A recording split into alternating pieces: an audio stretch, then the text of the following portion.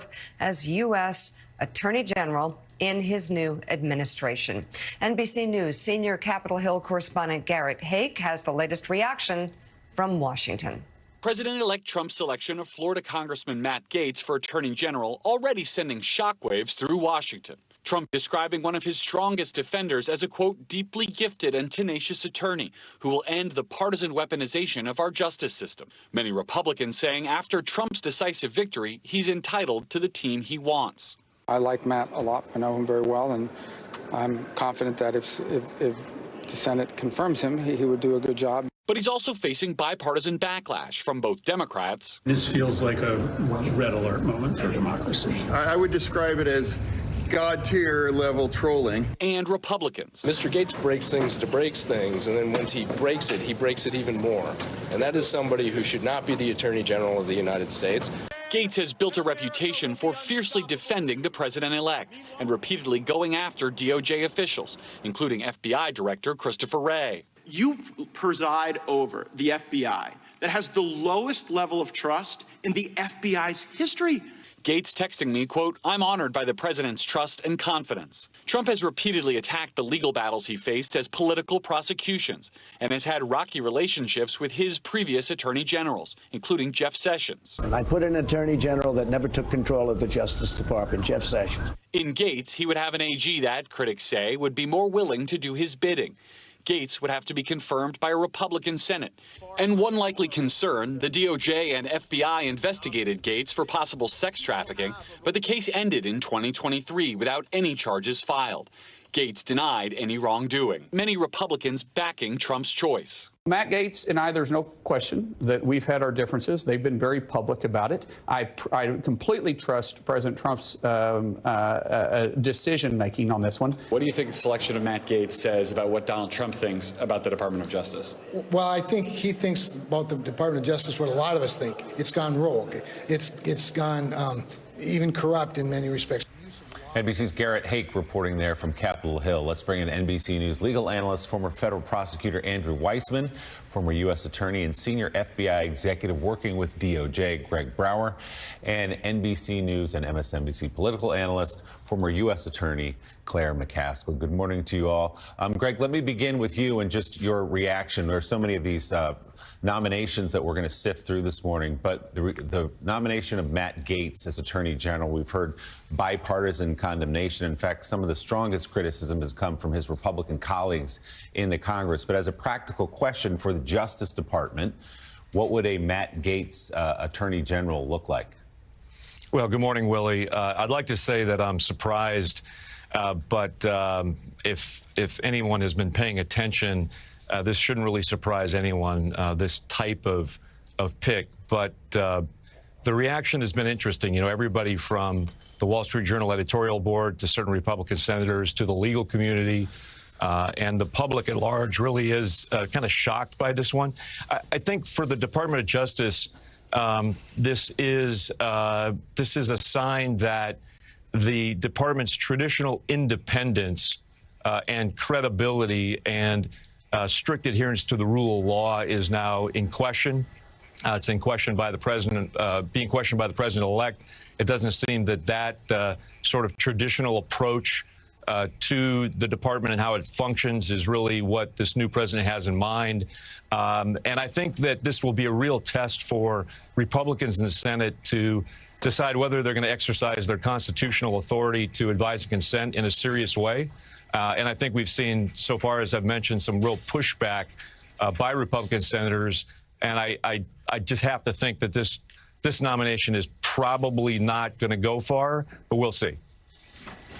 All right, the Wall Street Journal editorial board is out with a new piece entitled Matt Gaetz is a bad choice for Attorney General. It reads in part this: Mr. Trump lauded Mr. Gaetz' law degree from William & Mary, but it might as well be a doctorate in outrage theater. He's a performer, he's a provocateur, and his views is that the more explosions he can cause, the more attention he can get. Mr. Gaetz has no interest in governing, When Republicans took control of the House in 2022, it was with a smaller margin. Rather than work to get things done, Mr. Gates sabotaged Speaker Kevin McCarthy before finally leading a rebellion to oust him. The U.S. Attorney General has to make calls on countless difficult questions of whom to investigate and indict. Mr. Gates' decisions simply wouldn't be trusted. He's a nominee for those who want the law used for political revenge, and it won't end well. Former federal and state prosecutor Eli Honig writes, Trump's nomination of Matt Gaetz is a sign of dark intentions. Quote, the impending nomination of Gaetz as the nation's top law enforcement official is about as dark and clear as harbingers can get. Gaetz prides himself on political attack dog tactics, on unquestioningly defending Trump, and on settling scores or perceived scores against his political opponents. And there will be precious few guardrails in place to check his power. Republican majorities will run the Senate and probably the House, so don't expect meaningful congressional oversight. There's little the judiciary can do to rein in an investigation either, though the courts play a larger role, and hopefully, if and hopefully not when, any of this turns into politically driven indictments. And he goes on to say that Bill Barr even had a line he wouldn't cross. While Barr uses power unabashedly to defend Trump, he generally would not use the department as an offensive weapon. And Willie, that's obviously the concern that you're hearing from Republicans. And this is what's, again, kind of goes back to the Tulsi Gabbard pick, which at the end of the day, really bad, most Republicans believe, and Democrats, for the intel community, therefore bad for the United States of America, but ultimately bad for the president of the United States, who needs to get the best intel that he or she can get from around the world. And that certainly would be the case with President Trump. And we just talked about Soleimani as an example of a time when he got the best intel he could get and did something that others couldn't. But you have Republicans also, and the Wall Street Journal editorial page. You have others asking the same thing about Matt Gaetz, just saying this is not good for the Justice Department, not good for the Republican Party, not good. At the end of the day, though, again, not good for President Trump. So these are picks that I don't think would strengthen his cabinet, would strengthen his White House, would actually weaken it, because he would have people at jobs where they have absolutely no idea how to handle the bureaucracy they're working for. So, Claire McCaskill, with that in mind, do you believe that your former colleagues in the United States Senate, despite the fealty they've shown almost to a man and a woman to Donald Trump on everything here in the last couple of years, and especially now that they believe he's come into Washington with a mandate, do you believe, at least in the case of Matt Gaetz and perhaps in the case of Tulsi Gabbard, that they will vote this down? And I'm curious about your concern. What do you think it's legitimate about this idea of recess appointments? Well, first, let's put this in context. Yesterday morning, the United States Senate gave the back of their hand to Donald Trump. Everybody in the Senate knew that Donald Trump did not want John Thune as leader. Now, why were they able to do that? Because it was a secret ballot. But nonetheless, they did it. Then a couple of hours later, he drops Gaetz and Gabbard. Now, I made a list last night of 11 names of senators that I think are most likely to say no to both of these appointments, particularly Gaetz. And keep in mind a few of these names, like Chuck Grassley, for example. Grassley's not going to run again. He just got reelected, and he's 90. You've got Mitch McConnell. Mitch McConnell's not going to run again. You've got Susan Collins, who I can't imagine voting for these people. You've got Lisa Murkowski.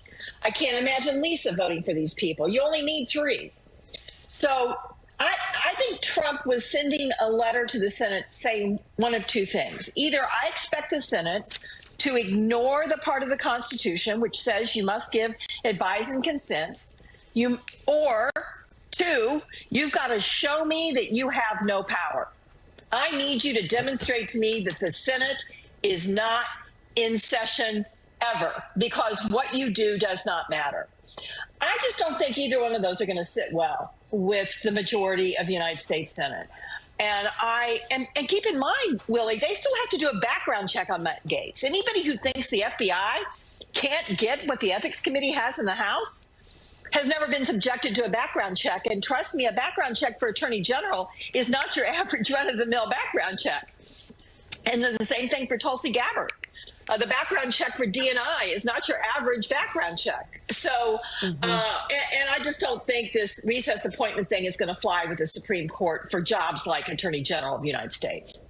Yeah, there was certainly deep skepticism on Capitol Hill that either A, Gaetz could get the votes, or B, that the recess appointment plan would go through. But as many sources did caution, you can never say never in the Trump era, as unlikely as it is. So, Andrew Weissmann, let's talk about this selection. First, you certainly know the Department of Justice intimately. Give us your sense of the reaction you believe is happening inside that building to the possibility of Matt Gaetz leading it as Attorney General, and also what it would be like if Gaetz, if he does find a path to confirmation, if he does find his way into that post. Just what would that look like for the Department of Justice and the nation?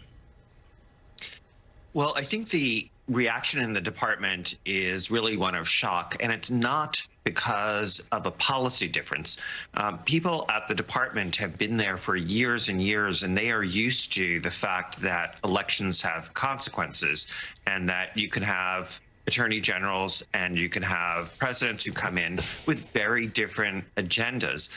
But the reason for the shock is not that. It's that just start with the fundamental. There's a complete lack of qualification for the job. In other words, you might disagree with Bill Barr, you might disagree with Sessions or Merrick Garland, but they're serious people. They're people who are able to do the job. And people can disagree with how they did it and whether they adhered to all of the norms.